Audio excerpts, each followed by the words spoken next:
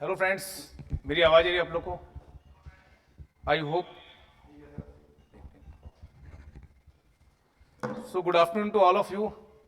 Last class में देखिए हम लोग क्या डिस्कस करते थे dear friends.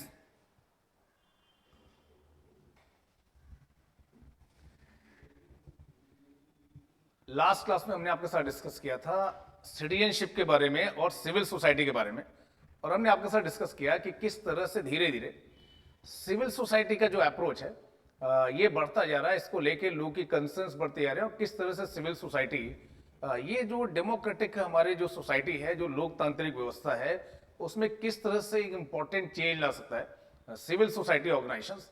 That we have discuss. हमने ये भी डिस्कस किया आपके साथ कि सिविल सोसाइटी एक वैल्यू न्यूट्रल टर्म है जिसके अंदर positive as well as negative दोनों तरह के ऑर्गेनाइजेशंस आते हैं। So positive organisations as well as what negative organisations, both kind of the organizations you may find within civil society. So civil society is one such idea that is gaining prominence, that is gaining importance day by day.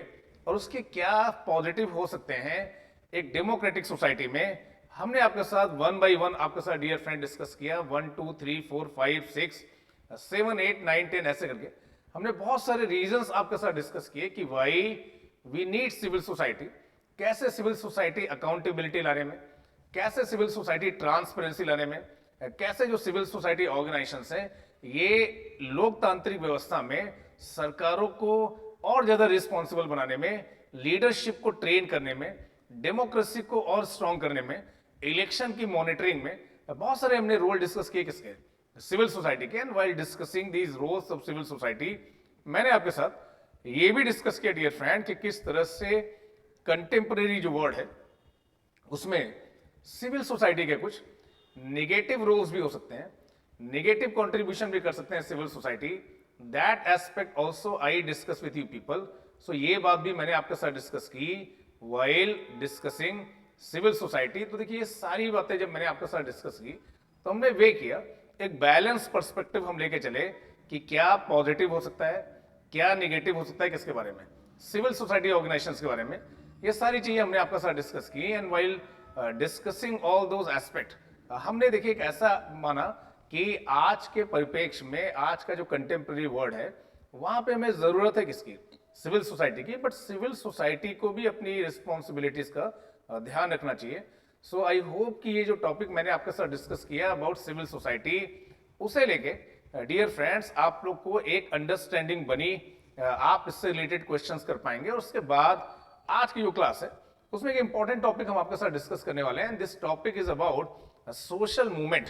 Social movement के साथ dear friend हम discuss करेंगे कि what exactly social movement, why social movements they take place. अभी देखिए farmers का एक protest चल रहा है, कुछ लोग इसे फार्मर्स का मूवमेंट भी बोल रहे हैं, तो हम समझने की कोशिश करेंगे कि कोई ऑर्डिनरी प्रोटेस्ट और जब किसी कलेक्टिव एक्शन को आप सोशल मूवमेंट बोलते हैं तो दोनों में डिफरेंस क्या है। This thing we will try to understand.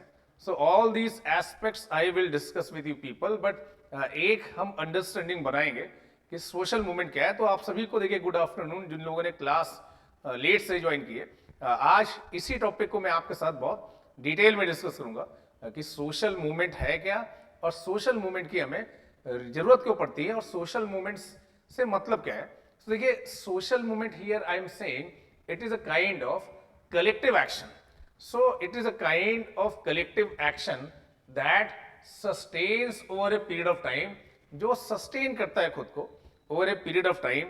Such kind of collective action I am referring as social movement. So not any collective action, her collective action नहीं, a collective action that sustains over a period of time जहाँ पे collectivity of people, बहुत सारे लोग, not I am talking about one individual, एक individual की बात नहीं कर रहा हूं, एक व्यक्ति की बात नहीं कर रहा हूं। व्हेन नंबर ऑफ पीपल और अ कलेक्टिविटी और a group of people they combined their resources in a coordinated manner, एक कोऑर्डिनेटेड मैनर में अपने रिसोर्सेस को पूल अप करते हैं with some shared objective, such kind of action is known as collective social movement. So देखिए individual के action की बात नहीं हो रही है, ग्रुप के एक्शन की बात हो रही है। और ये ग्रुप का जो एक्शन है डियर फ्रेंड, ये कोई मॉब नहीं है, ये कोई क्राउड नहीं है, ये कोई स्पेक्टेटर नहीं है। ये जो कलेक्टिविटी ऑफ पीपल है, they are pooling up their resources in a manner that they want to achieve some shared objective, कि वो कोई शेयर्ड ऑब्जेक्टिव को क्या करना चाह रहे हैं, अचीव करना चाह रहे हैं। तो इस तरह से जब लोग अपने रिसोर्सेस को पूल अप करते हैं, कोऑर्डिनेट करते हैं, चैनलाइज करते हैं और किसी गोल को अचीव करना चाहते हैं, such kind of action is known as what, social movement. तो ऐसे मूवमेंट्स को हम सोशल मूवमेंट बोलते हैं।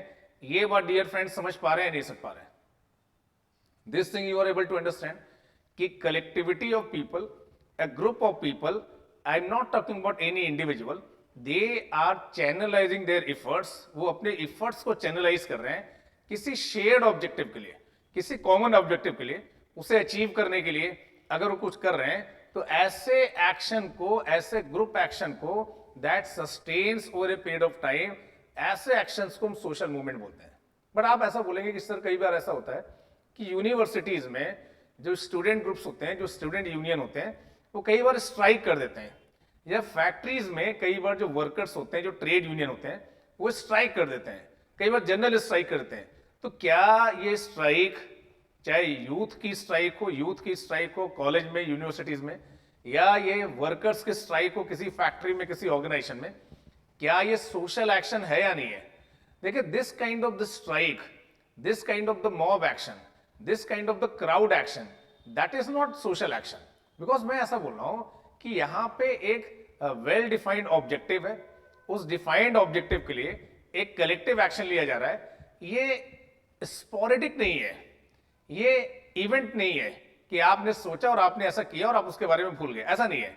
देखिए, यहां पे ये जो मूवमेंट है, it will sustain over a period of time, और कितने टाइम चलेगा, इस टाइम को लेके कोई फिक्स टाइम ड्यूरेशन नहीं है। फॉर एग्जाम्पल, अगर आप अपना फ्रीडम मूवमेंट देखें, और अगर आप इस तरह से ट्रेस करते हैं कि 1885 में इंडियन नेशनल कांग्रेस बनी, इंडियन नेशनल कांग्रेस ने धीरे धीरे लोगों में एक अवेयरनेस लाने की कोशिश की कि we are Indians, they are Britishers.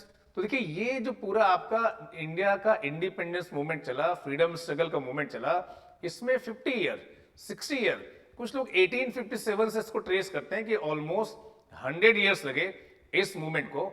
तो certain movements they may take 100 year also, certain movements like एक बात होती है द्रविडियन मूवमेंट की बात होती है साउथ इंडिया के केस में, कि किस तरह से एक द्रविडियन आइडियोलॉजी वहां पे इमर्ज हुई कि we are different and North Indians are different. So एक Aryans that is North Indians and Dravidians that is South Indian, इस तरह का एक मूवमेंट चला।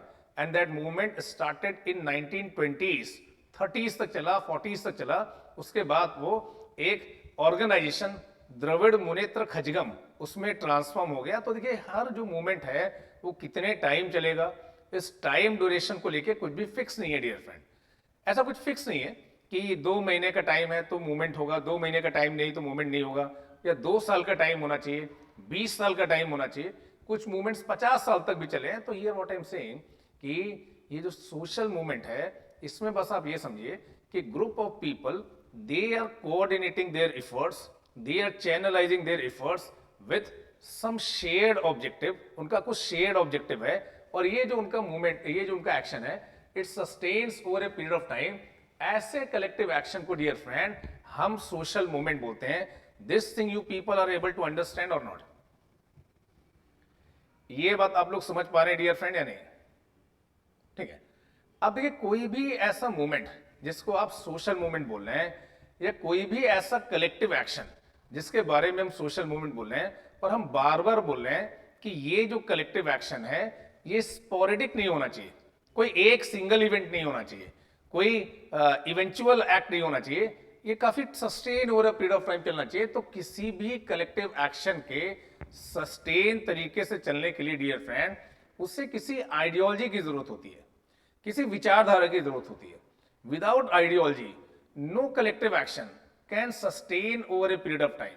so आइडियोलॉजी होता क्या है? देखिए, आइडियोलॉजी एक सेट ऑफ बिलीफ होता है, जो उस मूवमेंट को लीड कर रहे होते हैं, वो उस पर भरोसा करते हैं, और जो सेट ऑफ बिलीफ होता है वो आपको एक आइडेंटिटी देता है कि why you are doing so, against whom you are doing so, so India का जो एक नेशनलिस्ट मूवमेंट था, फ्रीडम स्ट्रगल वाला, उसमें नेशनलिज्म की एक आइडियोलॉजी थी, और नेशनलिज्म की वो जो आइडियोलॉजी थी वो ऐसा बोल रही थी कि irrespective of religion, irrespective of caste, irrespective of race, irrespective of region, चाहे आपका जो भी रिलीजन हो, चाहे आपकी जो भी रेस हो, चाहे आपकी जो भी कास्ट हो, इनके बियॉन्ड हम सब क्या हैं, भारतीय हैं, वी ऑल आर इंडियन। इस तरह की बात की जा रही थी उस नेशनलिस्ट मूवमेंट में, उस फ्रीडम स्ट्रगल में। So nationalism as an ideology was used in that kind of movement, और उस मूवमेंट में देखिए राष्ट्रवाद की एक आइडियोलॉजी यूज की जा रही थी, तब जाके मूवमेंट चल पाया। कितने टाइम तक? इतने टाइम तक ये चल पाया। So what I mean to say कि किसी भी कलेक्टिव एक्शन के सस्टेन पीरियड तक चलने के लिए उसमें एक आइडियोलॉजी, उसमें एक विचारधारा की क्या है, जरूरत है। और ये आइडियोलॉजी, ये विचारधारा रहेगी डियर फ्रेंड, तभी वो मूवमेंट क्या कर पाएगा, चल पाएगा। तो देखिए जब मैं बात कर रहा था द्रविडियन मूवमेंट के बारे में, तो उसमें एक आइडियोलॉजी लाई गई। आइडियोलॉजी लाई गई कि ये जो एंशियंट आर्यंस हैं ये यूरोप से आए थे, और जब ये यूरोप से आए तो ये नॉर्थ इंडिया में पहले सेटल हुए। इनका जो कलर था फेयर था, ये गोरे थे। हम लोग साउथ इंडिया में रह रहे हैं, हम पहले से ही डार्क थे, हम लोकल इनहैबिटेंट हैं, हम यहाँ के लोकल रहने वाले हैं। ये आर्यंस इन्वेडर की तरफ से आए थे, अटैकर की तरफ से आए थे, आउटसाइडर की तरफ से आए थे। तो this is our piece of land, ये हमारी जगह है, और यहाँ पे द्रविडियंस रहेंगे।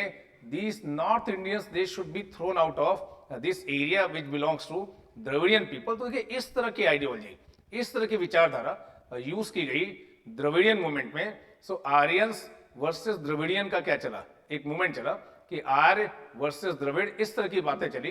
तो इस तरह का मूवमेंट चला आर्यंस वर्सेस द्रविडियन का, ये हमने आपके साथ डिस्कस किया। तो देखिए इस तरह की आइडियोलॉजी की क्या पड़ती है, जरूरत पड़ती है। और देखिए जब इस तरह की आइडियोलॉजी रहेगी तभी इस तरह के सोशल मूवमेंट क्या कर पाएंगे, सस्टेन पीरियड ऑफ टाइम तक चल पाएंगे। सो कलेक्टिव एक्शन होना चाहिए, टाइम पीरियड इंपॉर्टेंट है, और हमेशा उसमें एक आइडियोलॉजी होनी चाहिए। सो ये चीजें रहेंगी, then that kind of the collective action will be known as social movement. So कोई भी कलेक्टिव एक्शन जो सस्टेन करता है over a period of time, जिसमें एक आइडियोलॉजी होती है, विचारधारा होती है, वो सोशल मूवमेंट कहलाया जा सकता है, provided it should be outside. ये आउटसाइड होना चाहिए एस्टैब्लिश अथॉरिटी।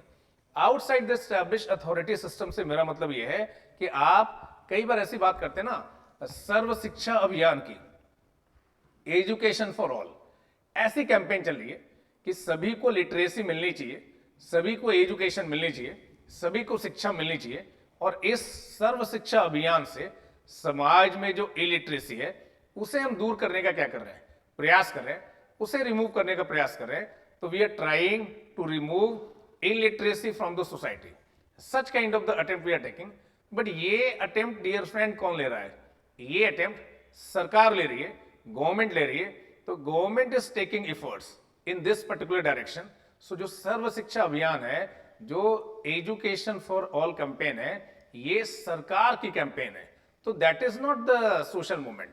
सोशल मूवमेंट वो इफर्ट होगा, वो कलेक्टिव इफर्ट होगा डियर फ्रेंड, जो सस्टेन कर रहा है over a period of time, जिसमें आइडियोलॉजी है बट गवर्नमेंट के सपोर्ट के बियॉन्ड वो काम कर रहा है। So if it is working beyond the support of government, then that will be known as what, social movement. Government को जो इफर्ट्स हैं, they are part of developmental agenda. Government का जो डेवलपमेंटल एजेंडा है, इसमें चीजों को प्लान करके सीक्वेंशियल मैनर में, स्टेप बाय स्टेप मैनर में आप करने की कोशिश कर रहे हैं, that is not social movement. So इस बातों को समझने की कोशिश करिए कि पहला तो कलेक्टिव मोबिलाइजेशन है, दूसरा it sustains over a period of time. Sustain करने के लिए एक आइडियोलॉजी की जरूरत है, एक विचारधारा की जरूरत है, और इट शुड बी आउटसाइड। ये आउटसाइड होना चाहिए किससे? एस्टैब्लिश अथॉरिटी सिस्टम से। Then that particular action will be known as social movement. ये बात डियर फ्रेंड समझ पा रहे हैं, नहीं समझ पा रहे हैं? This thing is clear to all of you और नॉट? ये बात समझ पा रहे हैं? देन नेक्स्ट मैं आपसे क्या बोल रहा हूं, देखिए नेक्स्ट मैं आपसे बोल रहा हूं कि हर सोशल मूवमेंट को सक्सेसफुल होने के लिए उसमें एक ऑर्गेनाइजेशन होना चाहिए और उसमें एक लीडरशिप होनी चाहिए। So organisation and leadership is very important. तो थोड़ा बहुत भी अगर आपने मॉडर्न इंडिया पढ़ा है, नहीं पढ़ा है, तो आप जरूर पढ़ेंगे। तो उसमें आप देखेंगे कि किस तरह से शुरू में जो इंडियन नेशनल कांग्रेस की एक्टिविटीज थी वो ऑर्गेनाइज स्ट्रक्चर नहीं था। ऑर्गेनाइज स्ट्रक्चर का मतलब ये होता है कि who is the head of the organisation, who is the next to him, उसके बाद कौन है, प्रॉपर हायरार्की है या नहीं है, कौन किससे काम कहेगा, कौन किससे ऑर्डर लेगा, कौन किसका क्या काम है। देखिए इस तरह के जो डिवीजन ऑफ लेबर है, इस तरह की हायरार्की, इस तरह का अथॉरिटी स्ट्रक्चर, इस तरह का responsibility structure, when all these things will be there, then you will say that there is a proper organization, and without that proper organization no collective action can become a social movement. This thing, dear friend, you have to study, that there should be a kind of collective orientation, that collective action sustains over a period of time. उसमें एक ideology होनी चाहिए, उसमें एक leadership होनी चाहिए, उसमें एक ऑर्गेनाइजेशन होना चाहिए, और ये जो सारा एफर्ट है ये गवर्नमेंट के सपोर्ट के बिना चलना चाहिए। तब आप ऐसे कलेक्टिव एक्शन को सोशल मूवमेंट बोलते हैं। और देखिए लीडरशिप का बहुत बड़ा रोल है डियर फ्रेंड, किसी भी मूवमेंट के मूवमेंट बनने में लीडरशिप का बहुत बड़ा रोल है। और जब लीडरशिप वेल डिफाइन होता है तब मूवमेंट के सक्सीड होने के, पावरफुल बनने के, स्ट्रांग होने के चांसेस बहुत ज्यादा होते हैं। तो आपने देखिए इंडिपेंडेंस स्ट्रगल में पढ़ा होगा कि before arrival of Gandhi ji के अराइवल से पहले एक तरह की डिबेट चल रही थी, कांग्रेस के अंदर एक्सट्रीमिस्ट और मॉडरेट की। सो इस तरह की डिबेट, इस तरह की स्ट्रैटेजी को लेके कंसेंसस नहीं बन पा रहा था within Congress, within Indian National Congress. So Gandhi ji के आने से क्या हुआ, एक अनडिस्प्यूटेड लीडरशिप मिली किसे, इंडियन नेशनल कांग्रेस को।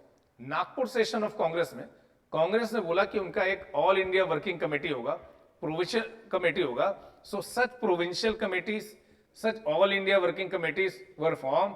So आपने एक प्रॉपर ऑर्गेनाइजेशनल स्ट्रक्चर बनाया और उस प्रॉपर ऑर्गेनाइजेशनल स्ट्रक्चर के साथ आप आगे बढ़ने का प्रयास करेंगे। So any collective action in order to be called as social action, पहला तो उसे सस्टेन करना चाहिए over a period of time, एक टाइम डायमेंशन है।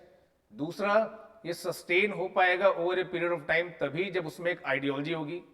तीसरा, ये जो आइडियोलॉजी बेस्ड मूवमेंट है it should be outside the government support.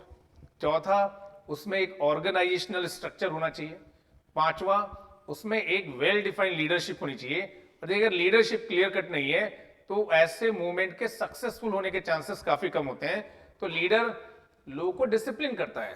देखिए लीडर सिचुएशन को इंटरप्रेट करता है, लीडर आपकी स्ट्रैटेजी के बारे में बताता है कि कौन सी स्ट्रैटेजी हमें यूज करनी है, नॉन कोऑपरेशन यूज करना है या सिविल डिसोबीडियंस करना है या क्विट इंडिया बोलना है, ये कौन बताता है, लीडर बताता है।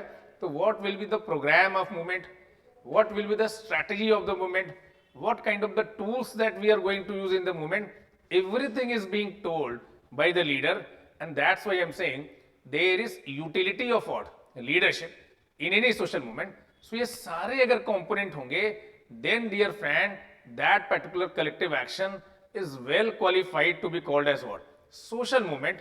ये बात आप लोग समझ पा रहे हैं, नहीं समझ पा रहे हैं? देखिए ये सारी चीजें होनी चाहिए। टाइम ड्यूरेशन की बात मैं कर रहा हूं, आइडियोलॉजी की बात कर रहा हूं मैं आपके साथ। मैं ऐसा आपको बोल रहा हूं कि ये आउटसाइड स्टैब्लिश अथॉरिटी होनी चाहिए, आइडियोलॉजी होनी चाहिए, एक वेल डिफाइंड ऑर्गेनाइजेशन होना चाहिए और एक लीडरशिप होनी चाहिए। ये सारी चीजें अगर हैं then that particular collective action will be known as social movement. This thing you people are able to understand or not? देखिए ये चीज सभी को समझ में आ रहा है? अगर यस आ रहा है तो बताइए हाँ आ रहा है, यहां तक कोई डाउट नहीं है तो से यस कि things are getting clear to you people. उसके बाद देखिए मैं आपके साथ बोल रहा था, देखिए हर जो सोशल मूवमेंट होता है, every such social movement dear friend, हर सोशल मूवमेंट में एक चेंज ओरिएंटेशन होना चाहिए। चेंज ओरिएंटेशन से मेरा मतलब है या तो आप चेंज लाना चाहते हैं या तो आप चेंज का अपोज कर रहे हैं बेसिकली। लाइक अगर ऐसा लोग बोल रहे हैं कि किसानों का एक आंदोलन चल रहा है, किसानों का एक मूवमेंट चल रहा है, तो कुछ चेंज जो आने वाला है एग्रीकल्चरल सेक्टर में, 3 नए कानून सरकार ला रहे हैं, उस चेंज का, उस परिवर्तन का ये किसान क्या कर रहे हैं, विरोध कर रहे हैं। So what I mean to say कि whenever you talk about social movement, any collective action that sustains over a period of time, जिसमें आइडियोलॉजी है, जिसमें ऑर्गेनाइजेशन है, जिसमें लीडरशिप है, अगर ये सस्टेन करता है over a period of time, in that collective action that we are calling as social movement dear friend, उसमें क्या होना चाहिए कि एक चेंज ओरिएंटेशन होना चाहिए। लाइक आपने देखा कि प्रो रिजर्वेशन मूवमेंट चला और उसी के खिलाफ एक एंटी रिजर्वेशन मूवमेंट चला। सो कुछ लोग मूवमेंट कर रहे थे कि उन्हें जॉब में, एजुकेशनल इंस्टीट्यूशंस में रिजर्वेशन चाहिए। वीकर सेक्शन के लिए सीटें क्या होनी चाहिए, रिजर्व होनी चाहिए। वीकर सेक्शन के लिए सीटें आरक्षित होनी चाहिए, ऐसी बात बोल रहे थे कुछ लोग। But at the same time there were a section of society, there was a section of society जो इस चीज का अपोज कर रहे थे, जो इसका विरोध कर रहे थे, जो बोल रहे थे कि ऐसा नहीं है, ऐसा नहीं होना चाहिए। So you will always find a section of people who are in support of the social change, a section of people who are against the social change. So change is one essential component of any collective action which is calling itself as social action. या तो आप change के favour में हैं या तो आप change के अगेंस्ट में हैं। बट कभी भी अगर सोशल मूवमेंट की बात की जा रही है डियर फ्रेंड, चाहे इंडिया में हो, चाहे यूएस में हो, चाहे कहीं पे भी हो, आप हमेशा पाएंगे कि देर आर इन्वायरमेंटल मूवमेंट। और ये जो इन्वायरमेंटल मूवमेंट है, ये बोल रहे हैं कि क्लाइमेट चेंज हो रहा है, ग्लोबल वार्मिंग हो रही है, इसके खिलाफ ये मूवमेंट्स चल रहे हैं। होमोसेक्सुअलिटी मूवमेंट होते हैं जहाँ पे कुछ लोग अपनी सेक्सुअल ओरिएंटेशन को लेकर बात करते हैं। फेमिनिस्ट मूवमेंट होते हैं, विमेन के मूवमेंट होते हैं जो एग्जिस्टिंग पैट्रियार्कल स्ट्रक्चर है उसे चेंज करना चाहते हैं। कास्ट मूवमेंट हुए हैं, दलित मूवमेंट हुए हैं, ऐसे बहुत सारे movements you will find. Ethnic movements होते हैं जो रिसोर्सेस में किसी पर्टिकुलर एथनिक ग्रुप को जो एक्सक्लूड किया जा रहा है उस चीज का अपोज करते हैं। तो देखिए समाज में जो भी हो रहा है या तो उसके फेवर में या तो उसके अगेंस्ट में ऐसे मूवमेंट्स आते हैं। तो अगर मैं आपको समराइज करूं कि कोई भी जो कलेक्टिव एक्शन है उसे आप सोशल मूवमेंट कब कहेंगे, तो आप यही बोलेंगे कि सर एक तो डायमेंशन जो आपने बताया दैट इज टाइम डायमेंशन, कि it sustains over a period of time. दूसरा जो मैंने आपको बताया that is there should be some sort of ideological orientation. तीसरा मैंने बोला कि जो गवर्नमेंट की स्टैब्लिश अथॉरिटी है इस स्टैब्लिश अथॉरिटी से बाहर होना चाहिए, तब जाके ये क्या होगा, सोशल मूवमेंट होगा। चौथा मैंने आपके साथ बताया कि ऐसे किसी भी सोशल मूवमेंट को सक्सेसफुल होने के लिए एक वेल स्टैब्लिश ऑर्गेनाइजेशन की जरूरत होगी। पांचवा मैंने आपको बताया कि ऐसा कोई भी सोशल मूवमेंट है इसे एक लीडरशिप की क्या पड़ेगी, जरूरत पड़ेगी। और नेक्स्ट मैंने आपको बताया कि there should be some change orientation. Change का ओरिएंटेशन जरूर होना चाहिए, या तो आप फेवर में है चेंज के या तो आप अगेंस्ट में चेंज के। So all these things if will be present dear friend, then that collective action is well qualified to be called as social movement. This thing is clear to all of you or not? ये बात सभी को समझ में आ रहा है कि किसी भी कलेक्टिव एक्शन को सोशल मूवमेंट होने के लिए ये सारी चीजें होनी चाहिए। अगर ये सारी चीजें हैं डियर फ्रेंड, तभी वो कलेक्टिव एक्शन खुद को सोशल मूवमेंट बोल सकता है। This thing is clear to all of you और नॉट? ये बात आप सभी को समझ में आ रहा है? अगर सभी को समझ में आ रहा है then we will proceed further. And I hope कि यहां तक सभी को चीजें समझ में आ रही होंगी कि सोशल मूवमेंट कलेक्टिव एक्शन है that sustains over a period of time, supported by an ideology, supported by a leadership, having well defined organisation and having change orientation. But जो स्टैब्लिश गवर्नमेंट की अथॉरिटी है उसके outside एक काम कर रहा है, that movement is known as social movement. ये बात समझ पा रहे हैं डियर फ्रेंड या नहीं? This thing is clear to all of you? ये बात सभी को समझ में आ रहा है? यहां तक कोई डाउट नहीं है? फाइन। अब देखिए हम क्या बोल रहे हैं कि genesis of social movement, genesis of social movement में हम समझने की कोशिश करेंगे डियर फ्रेंड कि कैसे सोशल मूवमेंट इमर्ज होता है। ऐसा तो नहीं है कि किसी भी मूवमेंट सोशल मूवमेंट हो जाएगा। Some timing should be there, timing should be right, तभी वो मोमेंटम बन पाएगा। तो हो सकता है कि गांधी जी ने पहली बार जब नॉन कोऑपरेशन मूवमेंट स्टार्ट किया अगस्त 1920 में, मोमेंटम ही नहीं मिल पाया क्योंकि बाल गंगाधर तिलक की डेथ हो गई थी। तो फर्स्ट जो उनका स्टार्ट था नॉन कोऑपरेशन मूवमेंट का, it could not gain momentum, it gain momentum only after Nagpur session of Congress. तो देखिए वो स्ट्रक्चरल कंडीशंस क्या हैं, वो कंड्यूसिव इन्वायरमेंट क्या है जिसमें ऐसा कोई मूवमेंट इमर्ज होगा और प्रोलिफरेट होगा और सक्सेसफुल होगा, that thing we need to discuss कि what all are those structural conditions which are conducive for any social movement to be successful. ये हम आपके साथ समझने की कोशिश करेंगे। और जब यहाँ पे बात करते हैं तो बोले कि what all are those structural conditions that facilitate social movement, कि वो स्ट्रक्चरल कंडीशंस हैं क्या जो सोशल मूवमेंट के लिए फैसिलिटेट करेंगी कि अगर ये कंडीशंस हैं तब जरूर सोशल मूवमेंट होगा और उसके सक्सेसफुल होने के चांसेस भी क्या हैं, ज्यादा हैं। तो these conditions dear friend we are going to discuss कि such conditions which are essential for emergence, for sustenance of what? A social movement.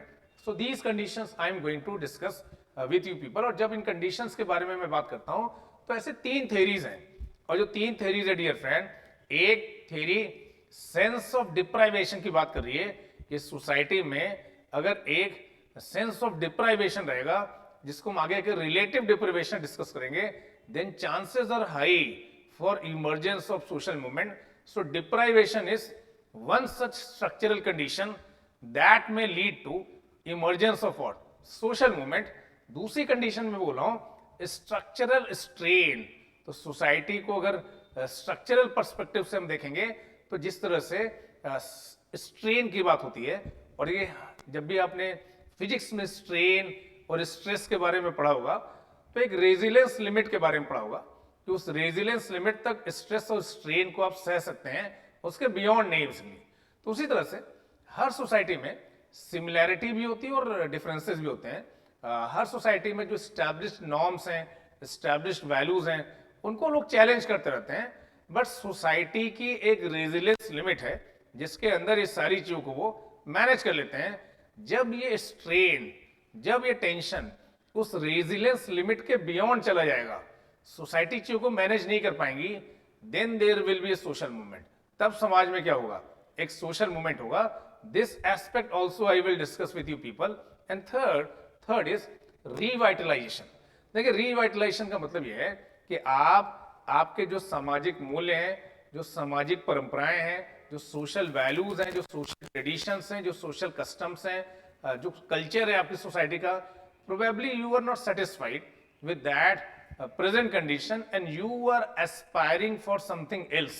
So इस तरह की जो conditions होती हैं they may also lead to revitalization movement. So ऐसे तीन structural conditions को हम discuss करेंगे, deprivation को discuss करेंगे, structural strain को discuss करेंगे और revitalization की theme को discuss करेंगे, and we will try to understand कि what all are those structural conditions that may facilitate emergence of a social movement that we will try to discuss dear friend.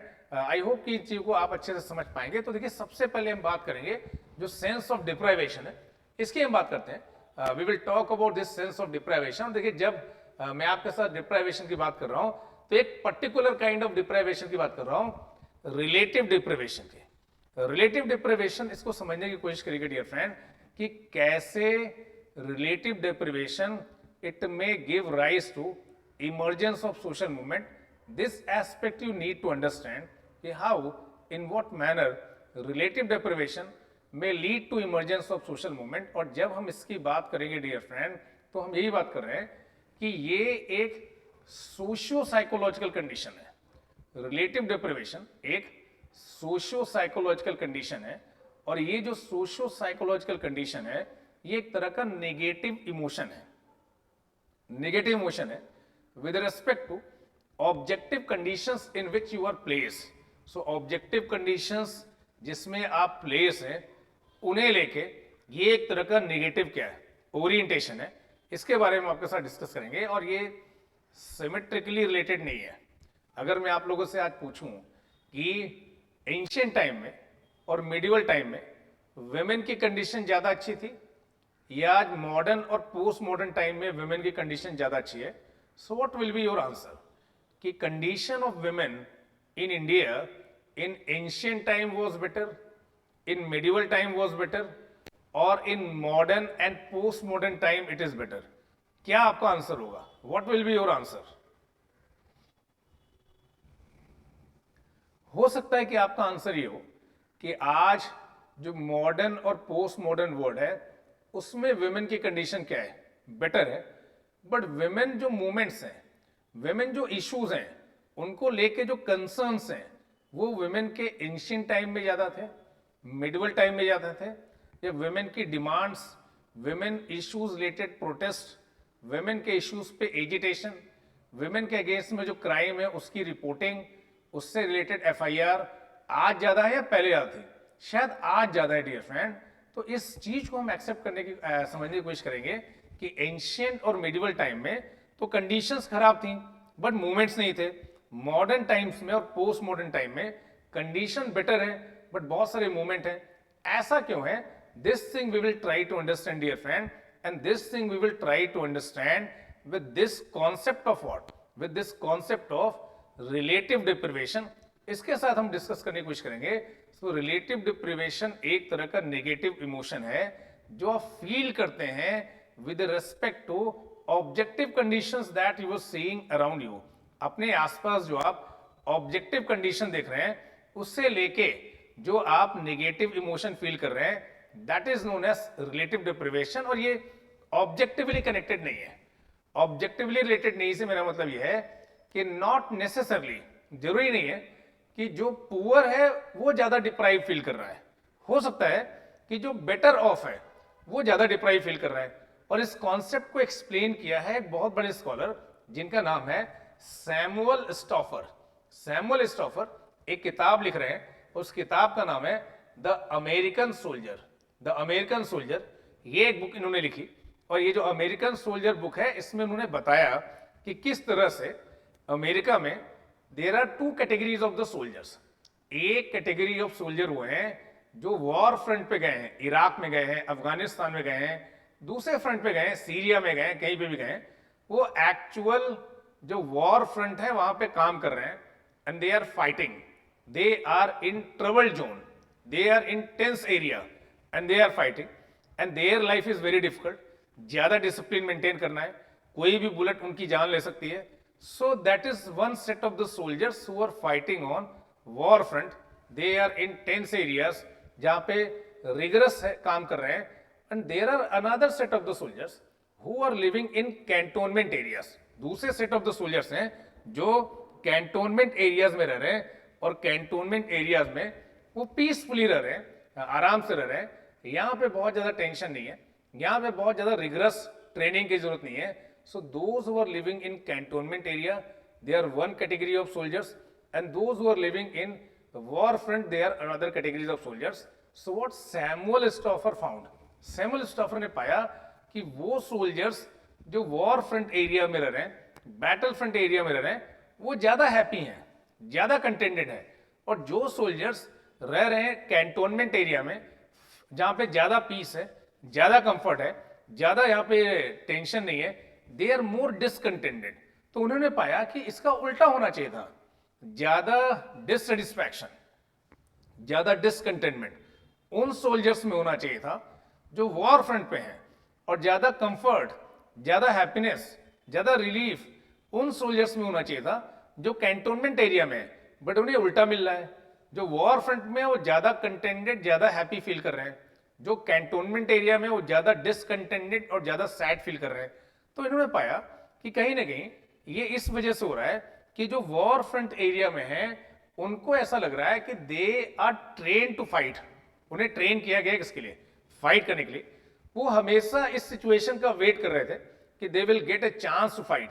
So they are able to identify themselves with those soldiers who laid their life for the US, who fought for US in a best possible manner, and those who got gallantry medal, presidential medal। तो वो उसको अपना reference group लेके चल रहे हैं कि हम भी इस तरह से लड़ेंगे, हम भी इस तरह से फाइट करेंगे, हम भी गैलेंट्री मेडल ले आएंगे, हम भी जीत के आएंगे। इस तरह से वो एक इमेजिनरी दुनिया क्रिएट कर रहे हैं और उसके साथ खुद को आइडेंटिफाई कर रहे हैं। उनके आइडियल्स वो सोल्जर्स हैं जिन्होंने यूएस के लिए काफी अच्छा काम किया बैटल फ्रंट पे, जिन्हें प्रेसिडेंट का मेडल मिला, जिन्हें गैलेंट्री मेडल मिला, और अपनी लाइफ में वो काफी आगे गए। वाइल जो कैंटोनमेंट एरिया में सोल्जर्स रह रहे हैं डियर फ्रेंड, इनके जो आइडियल्स हैं, इनका जो रेफरेंस ग्रुप है जिसको ये देख रहे हैं, वो सिविलियंस हैं। सिविलियंस जिनमें कम डिसिप्लिन है, सिविलियंस जो बिना रूल बाउंड घूम रहे हैं, सिविलियंस जो अपनी लाइफ में ज्यादा कैजुअल हैं। तो जब ये कैंटोनमेंट एरिया में रहने वाले सोल्जर्स बाकी सिविलियन से खुद को कंपेयर कर रहे हैं तो डिसकंटेंटेड फील कर रहे हैं कि हम रह तो रहे हैं बहुत क्लोज प्रॉक्सिमिटी में सिविलियंस के साथ, बट सिविलियंस में ऐसा कोई डिसिप्लिन नहीं है कि सुबह 5 बजे उठना और पीटी करना है। सिविलियंस में ऐसा कोई डिसिप्लिन नहीं है कि शाम को 7 के पहले आपको वापस आ जाना है कैंट एरिया में। सिविलियंस को ऐसा कोई डिसिप्लिन नहीं है कि अगर कैंट से बाहर जा रहे हैं तो आपको पर्पस बताना पड़ेगा, किस पर्पस से आप बाहर जा रहे हैं। सो all these things they are not there with civilians. So those who are living in cantonment areas, dear friend, their role model is civilians. Those who are living in war front areas or battlefield areas, their role models are what? Their role models are those who have already laid their life, those who got presidential medal. इसलिए आप किसको अपना reference group लेके चल रहे हैं उससे decide होता है कि आप डिप्राइव फील करेंगे या डिप्राइव फील नहीं करेंगे। फॉर एग्जाम्पल, मैंने आप लोग को एग्जाम्पल दिया कि एंशियंट और मिडिवल टाइम में जो विमेन थी वो ज्यादा डिप्राइव नहीं फील करती थी, हालांकि उनकी कंडीशन अच्छी नहीं थी। मॉडर्न और पोस्ट मॉडर्न सोसाइटी में जिसमें आप रह रहे हैं, यहां पे विमेन की कंडीशन बेटर है पहले से, बट आक्रोश ज्यादा है, इश्यू ज्यादा है, कंसर्न ज्यादा है। Why? Because in ancient and medieval times women they never compared themselves with the men. In modern and post modern society women को जो रेफरेंस ग्रुप है वो मेन है बेसिकली, है, इसलिए women ऐसी बातें कर रहे हैं। तो आप देखिए एक स्कूटी है, एक स्कूटी का एड मैंने देखा, अब शायद उसका एड नहीं आ रहा है, कि why should boys have all the fun, कि सारा फन बॉयज के लिए क्यों है, गर्ल्स के लिए क्यों नहीं है।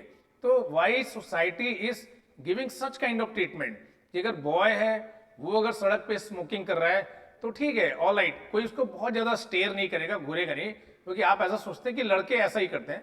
बट कोई गर्ल है अगर वो स्मोकिंग कर रही है तो सब लोग एक बार तो पीछे मुड़ के देखेंगे कि ऐसा क्यों चल रहा है। तो ये what I am saying, I am not saying कि स्मोकिंग इज गुड, ये मैं नहीं बोल रहा हूँ, ये दोनों की हेल्थ के लिए खराब है, बॉय के लिए भी और गर्ल के लिए भी।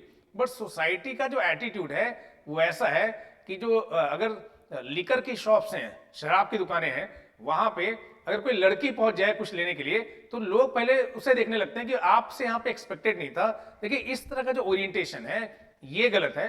जो चीज गलत है वो सबके लिए गलत है, जो चीज बनी है वो सबके लिए बनी है।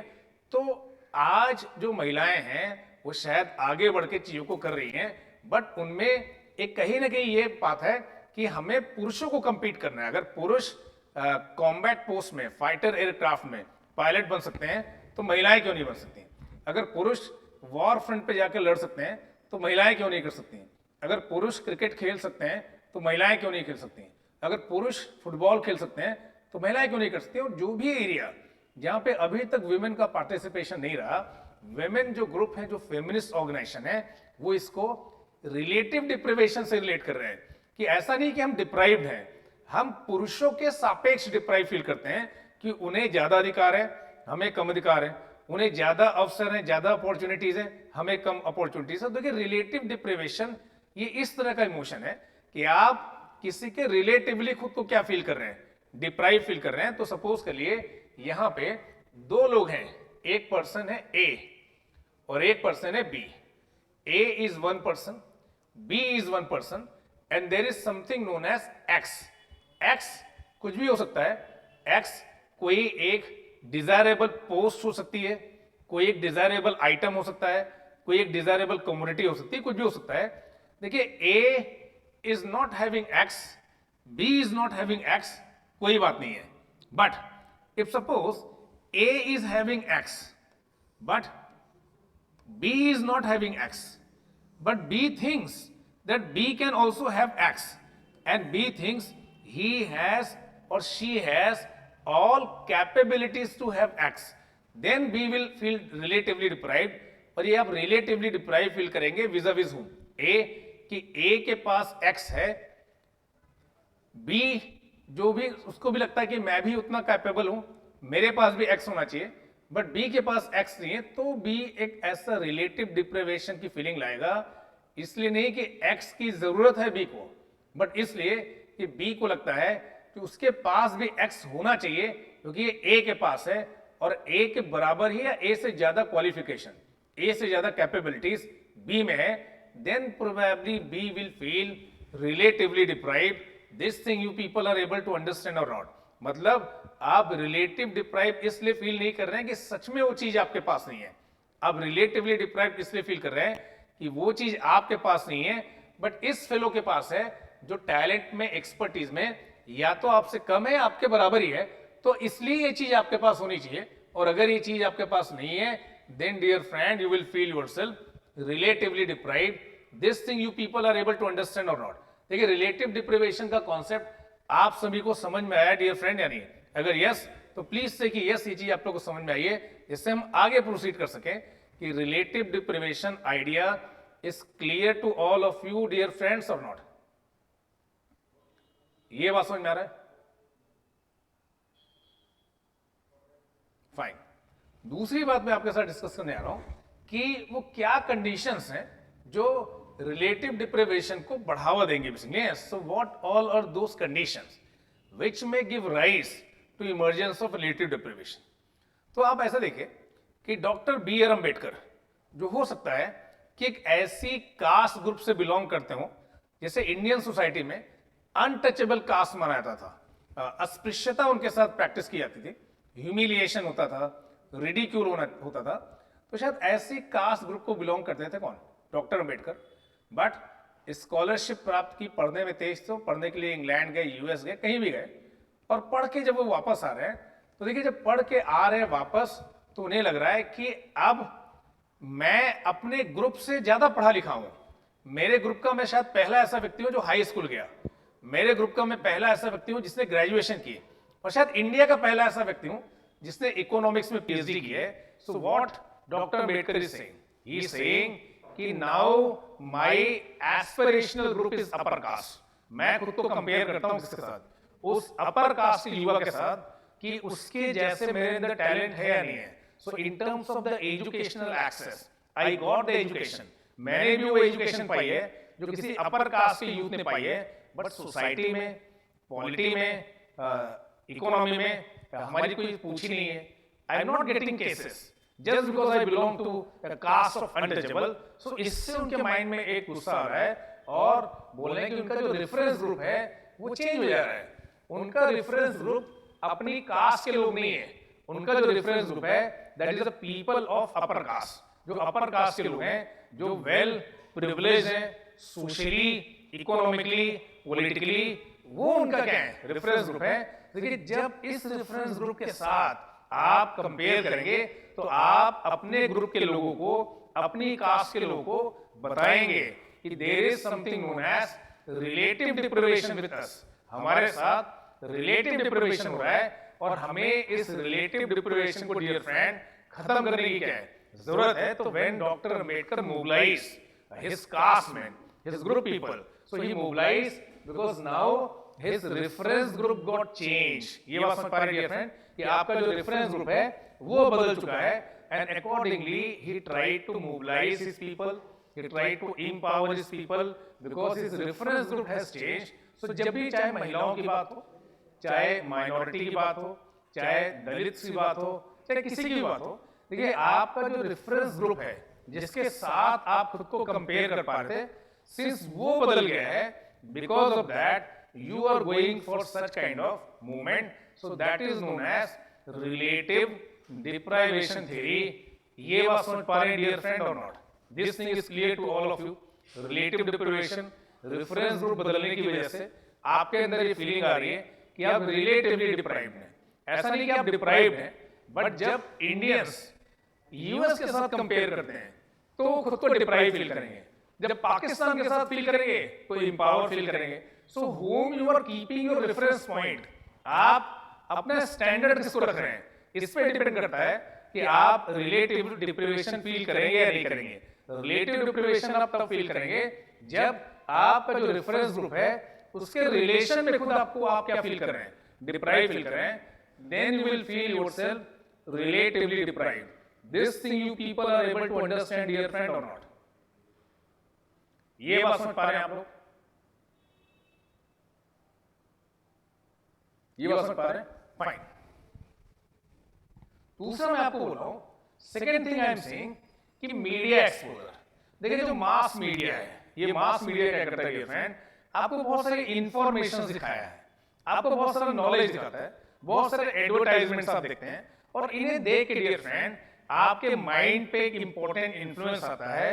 You develop a new identity, आप अपने बारे में एक नई आइडेंटिटी बनाते हैं, and such identity they give rise to new aspirations. इससे आपकी नई एस्पिरेशंस बनती हैं, और ये जो आइडेंटिटी है, ये जो एस्पिरेशंस हैं, अगर ये फुलफिल नहीं होती तो आप मीडिया में एक यूथ की आइडेंटिटी देखते हैं, and you start developing yourself, you belongs to such kind of identity. Media information के थ्रू, नॉलेज के थ्रू, एडवर्टाइजमेंट के थ्रू बहुत सारा आपको इंफॉर्मेशन देता है, और ये आपके अंदर एक सेल्फ आइडेंटिटी बनाने की जो प्रक्रिया है उससे बनाता है। So you develop a sort of what self identity, और ये जो सेल्फ आइडेंटिटी है डियर फ्रेंड, ये कहीं ना कहीं आपकी एस्पिरेशंस को क्या करता है, बढ़ाता है, and according to those aspirations you start demanding certain things, और वो चीजें अगर आपको नहीं मिलती हैं डियर फ्रेंड, तब आप एक फीलिंग डेवलप करते हैं, that is feeling of relative deprivation. ये बात समझ पा रहे हैं डियर फ्रेंड और not? Such feeling of relative deprivation you are able to understand और नॉट? ये कैसे मीडिया एक्सपोजर से भी आप इस तरह की चीजें बनाते हैं। और third thing that I am going to discuss with you people, that is economic growth. देखिए इकोनॉमिक ग्रोथ जब सोसाइटी में होती है तो एक तरफ तो ऐसा होता है कि आपकी जो लाइफ है, जो लिविंग स्टैंडर्ड्स हैं वो इंप्रूव होते हैं, तो बेटर लिविंग स्टैंडर्ड की आपको एक्सेस बनती है, हेल्थ की, एजुकेशन की, हाउसिंग की, ये सब बनती है, आप रिच हो जाते हैं। तो देखिए prosperity brings number of changes. पहला तो ये कि प्रॉस्पेरिटी क्या करती है, आपकी जो इनसिक्योरिटीज होती हैं, इमीडिएट इनसिक्योरिटीज, उन्हें खत्म करता है क्या? Prosperity. That is one thing, that any such prosperity will and your immediate what insecurities, that is fine. Second thing क्या होता है कि जब प्रॉस्पेरिटी आती है तो आपको कई बार ऐसा लगता है कि now you can bring change also. अब आप सोसाइटी में क्या ला सकते हैं? चेंज ला सकते हैं। तो such prosperity gives an opportunity that now you can bring change. इस बात को आप इस तरह से देख सकते हैं कि पंजाब में जब ग्रीन रिवॉल्यूशन आया, ग्रीन रिवॉल्यूशन आने के बाद सडनली प्रोडक्शन और प्रोडक्टिविटी बढ़ा। कहां पे? पंजाब में। और जब ये प्रोडक्शन और प्रोडक्टिविटी बढ़ा तो एक सेंस ऑफ प्रॉस्पेरिटी आया कहां पे? लोगों के बीच में। और जब वो सेंस ऑफ प्रॉस्पेरिटी आया डियर फ्रेंड, सो जो उनकी एस्पिरेशंस थी एक नई ऐसी सोसाइटी बनाने की जो हमारे रिलीजन के कस्टम्स ट्रेडिशंस के हिसाब से चले, ये एस्पिरेशंस बाहर आई और एक मूवमेंट चला, जिस मूवमेंट को ऐसा बोला गया कि एक खालिस्तान मूवमेंट है। तो ये एक मूवमेंट था नई एस्पिरेशंस को लेके कि इकोनॉमिकली तो अब हम प्रॉस्परस हो गए हैं, पॉलिटिकली भी हम एक मीनिंगफुल एंटिटी बनना चाहते थे, भले ही that movement was suppressed at some point of time, but such prosperity always gives a hope that now you can bring change. So मैंने ऐसे बहुत सारे आपको एग्जांपल दिए कि कुछ कम्युनिटीज इंडिया में जो पहले इकोनॉमिकली रिच हो गए, बाद में उन्होंने मूवमेंट्स चलाए, और ऐसे मूवमेंट्स उनके लिए ज्यादा better political advantages, reservation in jobs, reservation in educational institutions ये लेके आए। So what I am saying कि many times economic growth it may also give rise to relative deprivation. और जब आपका मनी आपके पास आ जाता है तो आप स्टेटस चाहते हैं, इसलिए।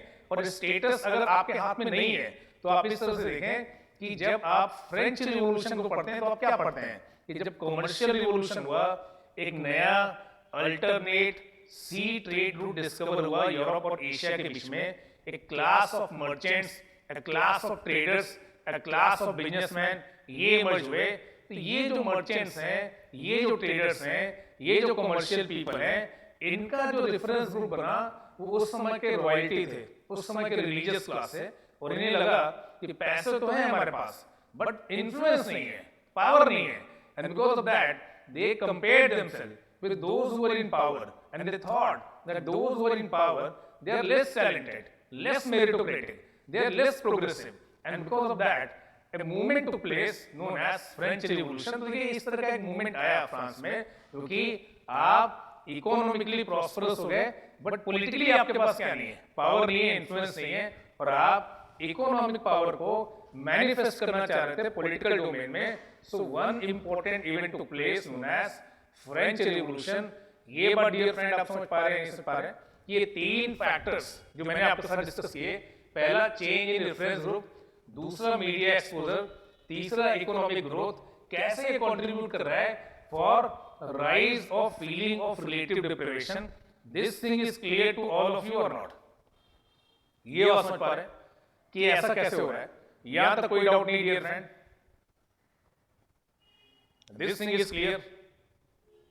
देखिए क्लियर है तो say yes, give your thumbs up कि आपको ये चीजें समझ में आ रही है। यहां तक कोई डाउट नहीं है। फिर हम लोग आगे बढ़ते हैं, एक नई चीज डिस्कस करेंगे आपके साथ। पहले आप लोग ये बताइए कि यहां तक चीजें सही है या नहीं है?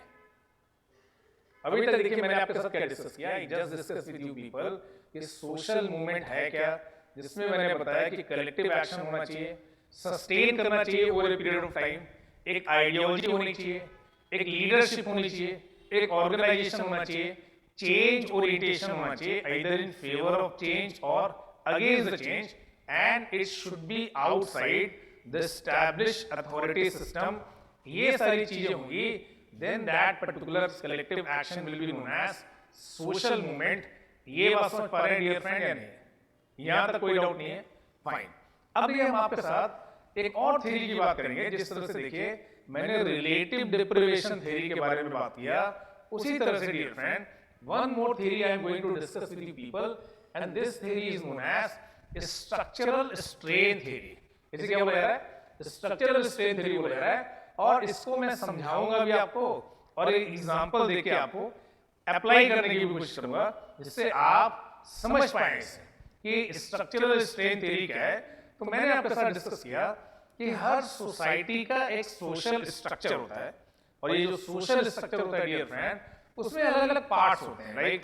एजुकेशनल सिस्टम होता है, पॉलिटिकल सिस्टम होता है, इकोनॉमिक सिस्टम होता है, कल्चरल सिस्टम होता है। There are numerous system, and this entire structure of society is not constant. ये फिक्स नहीं है, ये डायनेमिक है।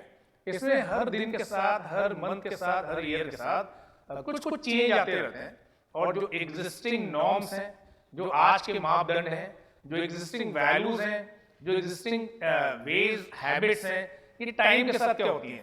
चेंज होती हैं। किस तरह से चेंज होती हैं? कुछ एस्टैब्लिश्ड नॉर्म्स होते हैं, नए नॉर्म्स आते हैं। नए नॉर्म्स पुराने नॉर्म्स को क्या करते हैं? चैलेंज करते हैं। पुराने नॉर्म्स कंप्लीटली बदल नहीं जाते, वो नए नॉर्म्स के साथ एडजस्ट हो जाते हैं, एक म्यूचुअल एडजस्टमेंट हो जाता है। कई बार नहीं हो पाता तो पुराने नॉर्म्स को कंप्लीटली हटा दिया जाता है और नए नॉर्म्स लाया जाता है। बट जब आप बात करते हैं ना, देखिए कॉन्स्टिट्यूशन में अमेंडमेंट हो सकता है, बट बेसिक स्ट्रक्चर को क्या नहीं करना है? चेंज नहीं करना है। मतलब आप कहना क्या चाहते हैं? आप बोल रहे हैं चेंज विद स्टेबिलिटी, और stability with change, sequential change, gradual change, step by step manner change, not radical change. तो ऐसी बातें आप बोल रहे हैं कि परिवर्तन तो नियति का नियम है, चेंज तो होगा ही होगा, बट ऐसा कोई भी चेंज ये स्ट्रक्चर में चेंज होना चाहिए, पूरे स्ट्रक्चर को चेंज नहीं करना चाहिए। ऐसी बातें की जाती हैं। तो नील जे स्मिल्सर ऐसा बोल रहे हैं कि सपोज सोसाइटी का कोई स्ट्रक्चर है, सोसाइटी के नॉर्म्स हैं, सोसाइटी की वैल्यूज हैं, सोसाइटी के इंस्टीट्यूशंस हैं, नई प्रैक्टिसेस, नए नॉर्म्स, नए वैल्यूज, इन एस्टैब्लिश्ड नॉर्म्स, एस्टैब्लिश्ड वैल्यूज और एस्टैब्लिश्ड इंस्टीट्यूशंस को चैलेंज करते हैं। बट सोसाइटी की एक रेजिलियंस लिमिट है, उस रेजिलियंस के अंदर ही ये सारी चीजें एडजस्ट हो जाती हैं। जैसे मैंने आपके साथ जब डिस्कस किया फैमिली के बारे में, मैंने आपके साथ जब डिस्कस किया मैरिज के बारे में, तो बहुत सारे नए नए ट्रेंड्स है। बट ये जो नए नए ट्रेंड्स हैं, ये जो एग्जिस्टिंग हमारा सोशल स्ट्रक्चर है, उसमें सीक्वेंशियली या ग्रेजुअली क्या हो गया? एडजस्ट हो गया। तो such changes they got adjusted with existing structure of what? Society. ये हमने आपके साथ डिस्कस किया, और ऐसा कोई प्रॉब्लम नहीं हुआ। बट जब ये जो स्ट्रेन आ रहा है सोसाइटी में, सोशल स्ट्रक्चर में, वो एक लिमिट के बियॉन्ड चला जाएगा।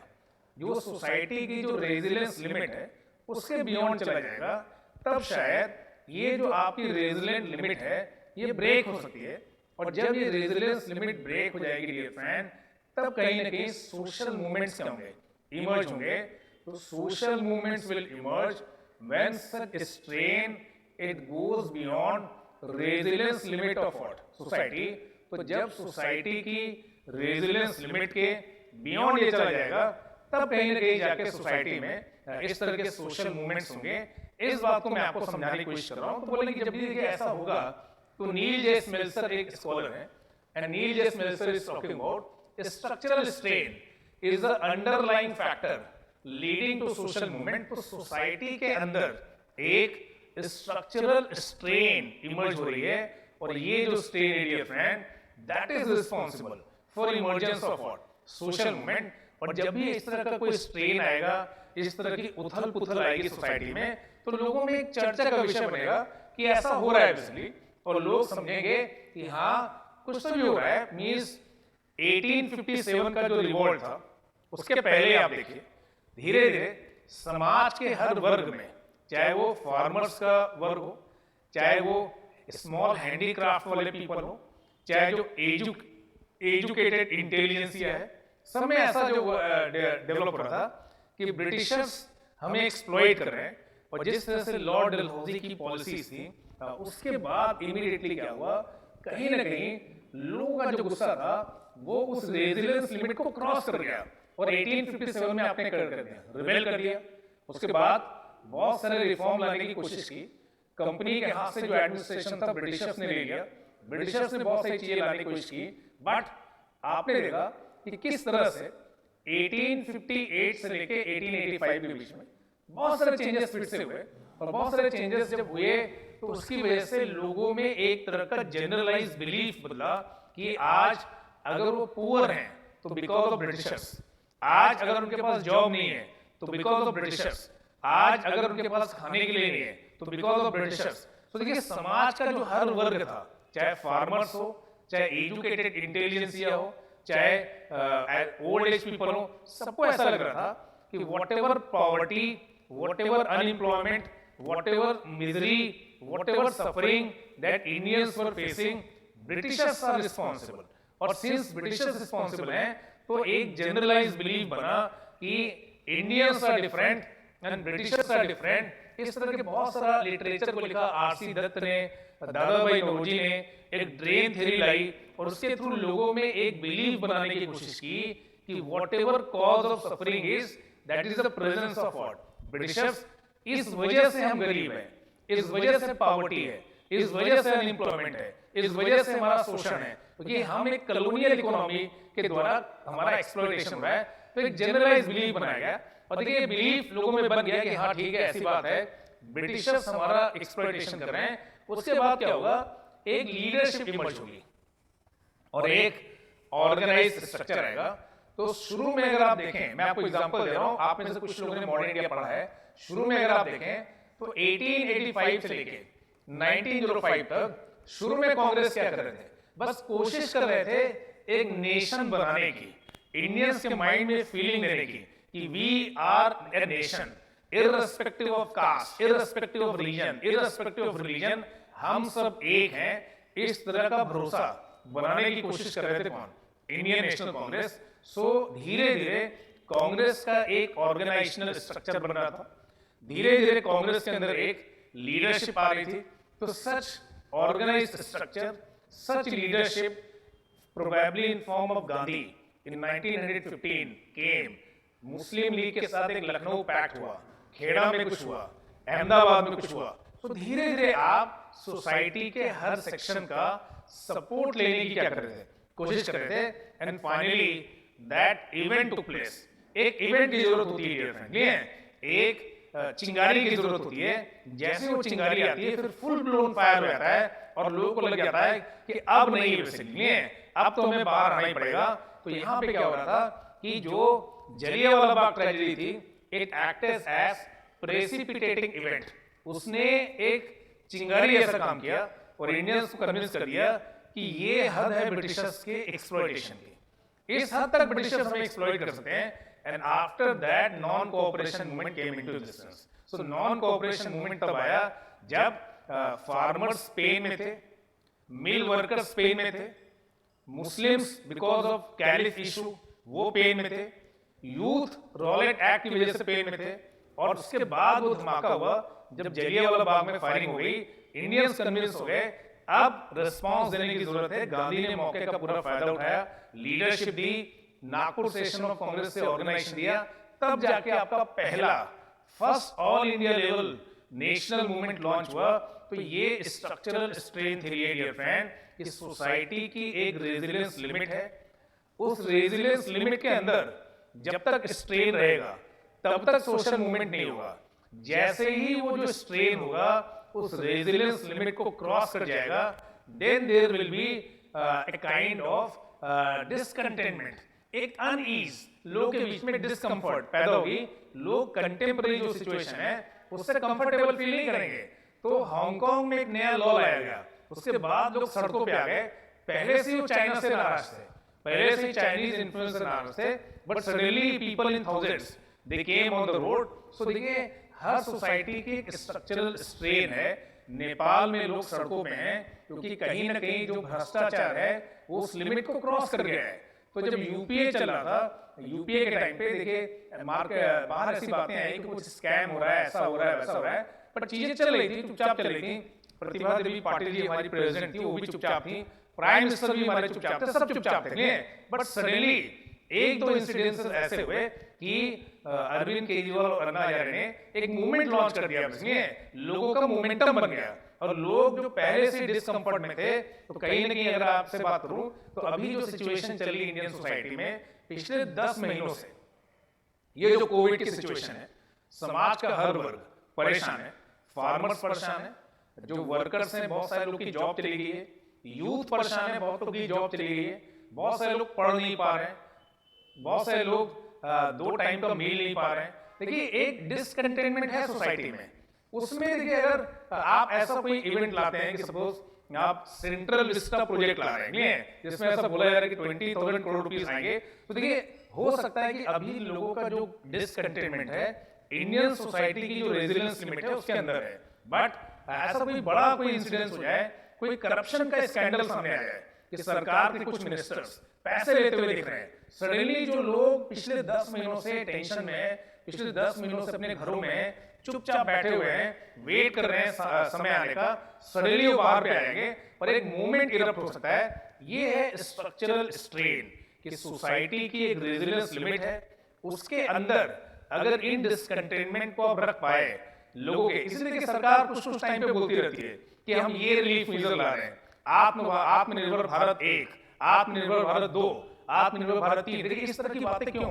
क्योंकि आपको पता चल रहा है कि लोगों में एक तरह का आक्रोश है, लोगों में एक तरह की अनईज है, उसे कर्टेल करने के लिए आपको इस तरह के रिलीफ पैकेजेस की जरूरत है। तो एक बार में सरकार पूरा रिलीफ नहीं दे रही है, धीरे धीरे दे रही है, 1 2 3 4 ऐसे करके हर क्वार्टर में एक आपको रिलीफ दे रहे हैं।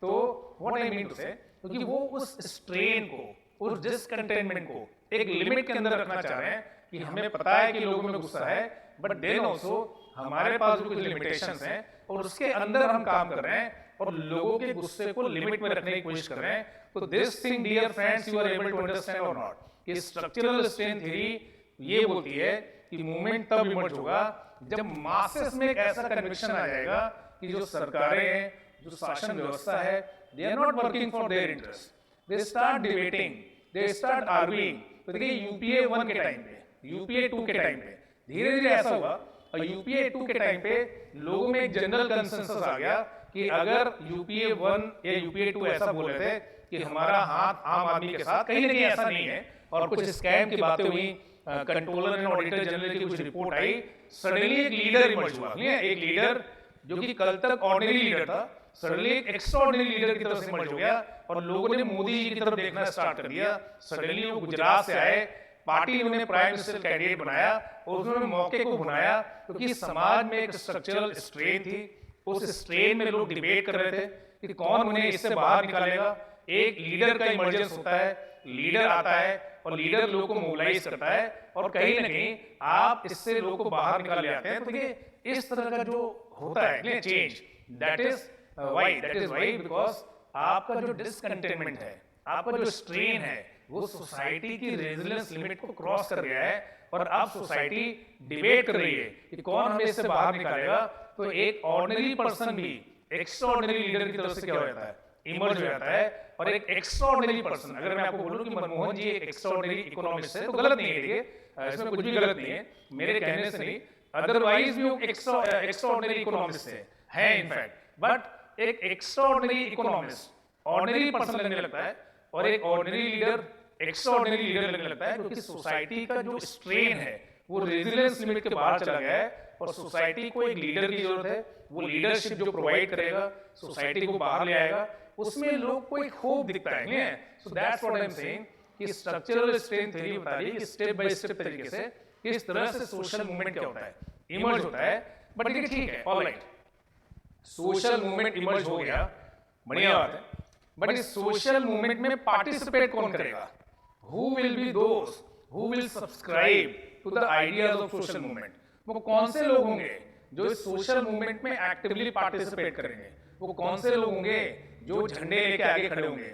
आप लोग तो नहीं होंगे, आप लोग तो यूपीएससी की तैयारी कर रहे हैं, आप लोग से बोला जाएगा कि मूवमेंट चल रहा है किसानों का, आ जाइए, तो आप लोग बोलेंगे सोशियोलॉजी की क्लास है, हिस्ट्री की क्लास है। तो देखिए why? Because you are not the participant of the movement, but there might be thousands of people who might be leading this farmers movement, जो दिल्ली एनसीआर के जो बॉर्डर पे फार्मर्स बैठे हैं उनके साथ पार्टिसिपेट कर रहे होंगे, उसके एक्टिव मेंबर होंगे। या शाहीन बाग में एक प्रोटेस्ट बहुत टाइम तक चला, वो मूवमेंट की कैटेगरी में ही आ गया था, बट क्योंकि जब बहुत टाइम तक कोई चीज चलती है और सस्टेन कर जाती है तो उसे मूवमेंट बोलते हैं। तो देखिए who all are the participant, कौन इसके पार्टिसिपेंट है, ये हम समझने की कोशिश करते हैं। और देखिए यहाँ पे साइकोलॉजिकल फैक्टर्स बहुत ही इंपॉर्टेंट है कि who will be the leader of such movement, who will be those who will be the front line worker of this movement, who will be those who will wholeheartedly participate in such movement. So इसको लेके किताब लिखी है Eric हॉयफर ने, और Eric हॉयफर ऐसा बोल रहे हैं, उनकी किताब का टाइटल है ट्रू बिलीवर। और ट्रू बिलीवर में ऐसा बोल रहे हैं कि देयर आर पीपल, समाज में ऐसे बहुत सारे लोग हैं जो हमेशा अपने आप को एक बड़े एक हस्ती की तरह से देखते हैं, पर उन्हें अपॉर्चुनिटी नहीं मिल पाती है। जो रोज शाम का ऐसा सोचते हुए सोते हैं कि अगर वो देश के प्राइम मिनिस्टर होते तो कैसा होता, अगर वो देश के नेता होते तो कैसा होता। उनकी जो पोटेंशियल है वो बहुत ही बड़ी है, बट जिस ऑर्गेनाइजेशन में काम कर रहे हैं वहां पर उन्हें बस इतना ही पैसा मिल रहा है, बट वो उस ऑर्गेनाइजेशन को बेहतर तरीके से चला सकते हैं। So they are those people who always wanted to be creative but never got a chance. Like आप यूनिवर्सिटी के लेवल पे जब बीए कर रहे थे, आपको लगा कि मैं यूनिवर्सिटी यूनियन का प्रेसिडेंट का इलेक्शन लड़ता हूं। जब आपने अपने फादर को बोला तो फादर ने आपको चुपचाप बोला कि चुपचाप पढ़ाई करो, ये सब तुम्हारे बस का काम नहीं है, तुम नेता नहीं बन सकते, तुम बस घर में पढ़ाई करो। आप मतलब हमेशा चाहते थे कि आपके अंदर ये बात है कि आप लोगों को एड्रेस कर सकते हैं, आप लोगों को इन्फ्लुएंस कर सकते हैं, आप में लीडरशिप है, but you never get a chance.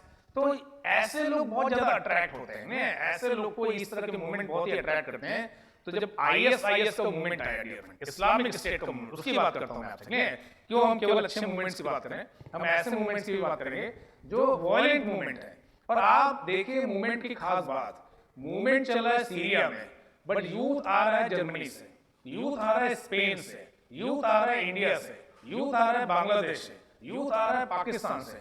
देखिए what a movement you have launch, कि आपने कोई फॉर्मल रिक्रूटमेंट ड्राइव भी नहीं लाई कि हम एक फॉर्मल रिक्रूटमेंट ड्राइव ला रहे हैं, ऑनलाइन फॉर्म ला रहे हैं, इतनी सैलरी मिलेगी, आप आइए, ये खाने की व्यवस्था रहेगी, कुछ भी नहीं।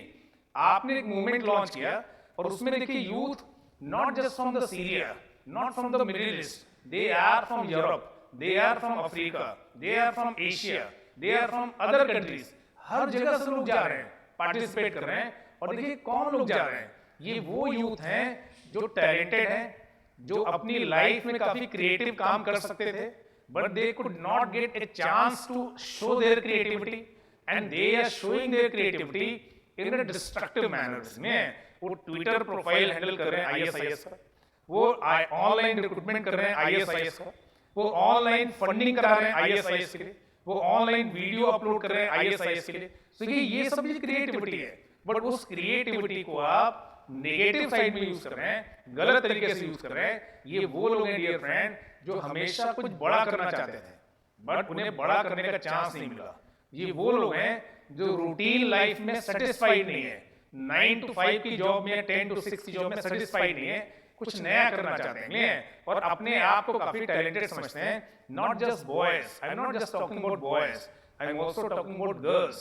Number of girls also participated in ISIS movement. So why? Why? Because they found no meaning.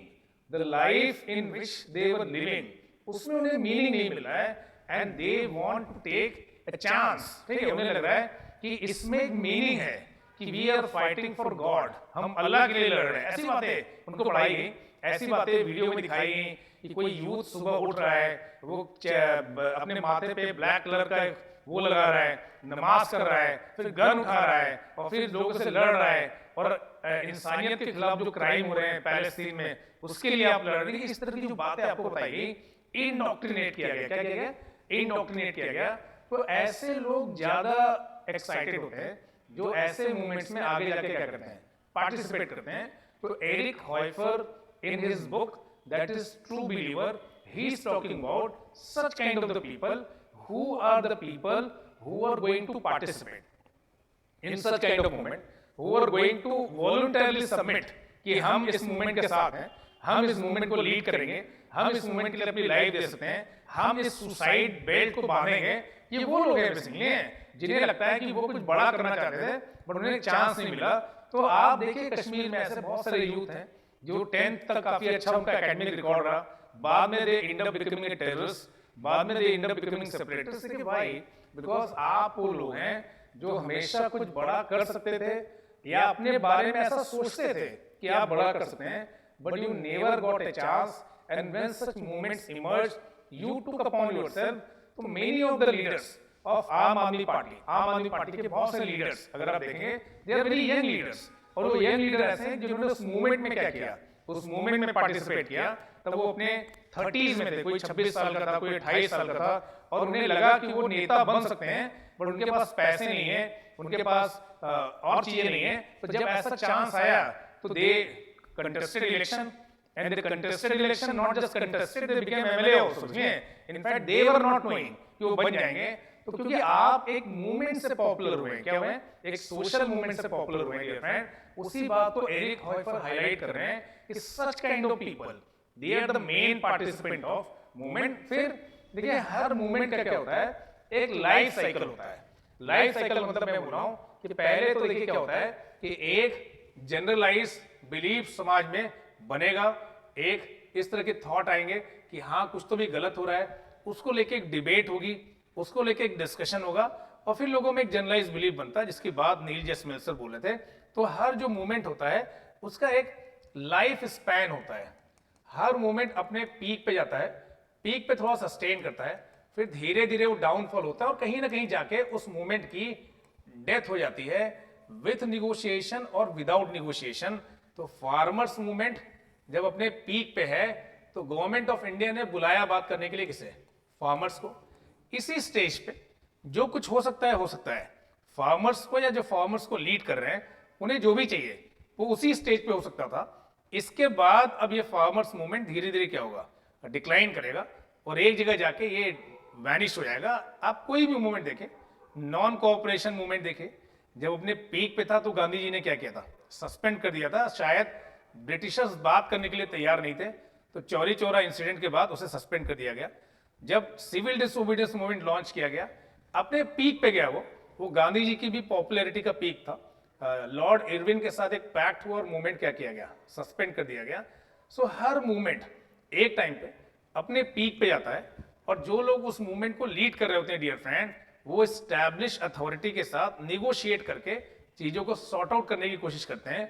But अगर उस मौके पे वो चीजें नहीं हुई तो after some time movement fizzle out कर जाता है। फिजल आउट इसलिए कर जाता है क्योंकि जो लोग पार्टिसिपेट कर रहे होते हैं मूवमेंट में उनकी भी कुछ लिमिटेशंस होती हैं।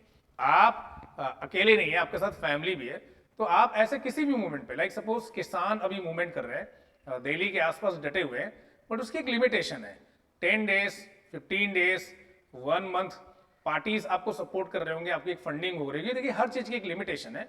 उसी प्रोसेस में जो एस्टैब्लिश अथॉरिटी है उनके साथ निगोशिएशन करेंगी, कन्विंस करेंगी, इनके जो इंटरेस्ट हैं उसे सॉर्ट आउट करने की कोशिश करेंगे, सही गलत जो भी करके निगोशिएशन होगा और फाइनली मूवमेंट फिजल आउट कर जाएगा।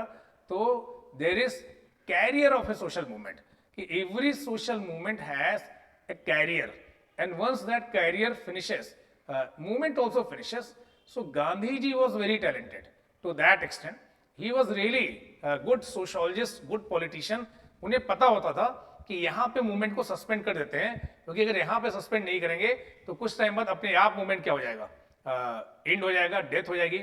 सो जब मूवमेंट अपने पीक पे होते थे तो निगोशिएशन करने की आर्ट पता थी गांधी जी को, या मूवमेंट जब अपने पीक पे होते थे तो उसे सस्पेंड करने की आर्ट पता थी गांधी जी को, क्योंकि वो यही मानते थे कि प्रेशर, निगोशिएशन अगेन प्रेशर, इसलिए प्रेशर प्रेशर प्रेशर नहीं. इसको देखिए सुभाष चंद्र बोस, जवाहरलाल नेहरू, ये जो यंग लीडर्स थे, ये बस प्रेशर प्रेशर प्रेशर बोलते रहते थे. But Gandhi new very well कि हर मूवमेंट का एक लाइफ स्पैन है, हर मूवमेंट का एक लाइफ साइकिल है.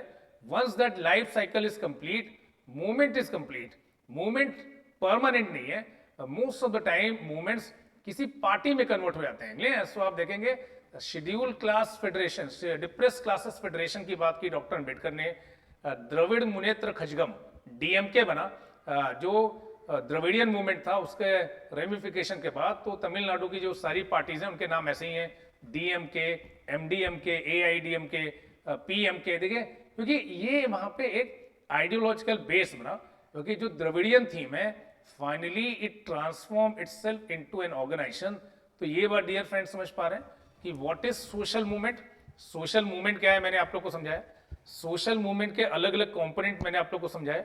सोशल मूवमेंट क्यों इमर्ज होता है उसको लेके मैंने दो थ्योरी आपको बताई, relative deprivation theory, structural strength theory. मैंने आपको बताई कि किस तरह से ये जो दो थ्योरीज हैं वो एक्सप्लेन करती हैं structural reasons responsible for social movement. That aspect I discuss with you people. Then who are those people who participate in this social movement, that aspect I discuss with you people. So देखिए next class I will start with revolutions. मैं आपके साथ discuss करूंगा revolution के बारे में. आज तो मैंने आपको मूवमेंट पढ़ाया, हम एक इंपॉर्टेंट एस्पेक्ट पढ़ेंगे रिवोल्यूशन के बारे में, और उसके बाद हम सेकेंड पेपर में आ जाएंगे पॉलिटिक्स एंड सोसाइटी के, जहाँ पे इंडिया के कॉन्टेक्स्ट में ये सारी चीजें पढ़ेंगे. Nation state, political elite, citizenship, democracy. First paper के पर्सपेक्टिव से देखिए I explain you people. I will start with second paper perspective, और इस तरह से जो देखिए यूनिट्स हैं जो ओवरलैपिंग है that we will complete from first paper as well as what second paper. Questions आप लोग देखते रहिए कि whatever I am discussing with you people, whether you people are able to solve those questions और not. Perhaps in next 5-6 days हम एक test फिर से लेंगे आपका पॉलिटिकल सिस्टम पे, पॉलिटिक्स एंड सोसाइटी पे. उसके लिए आप लोग डियर फ्रेंड्स तैयार रहेगा. Thank you.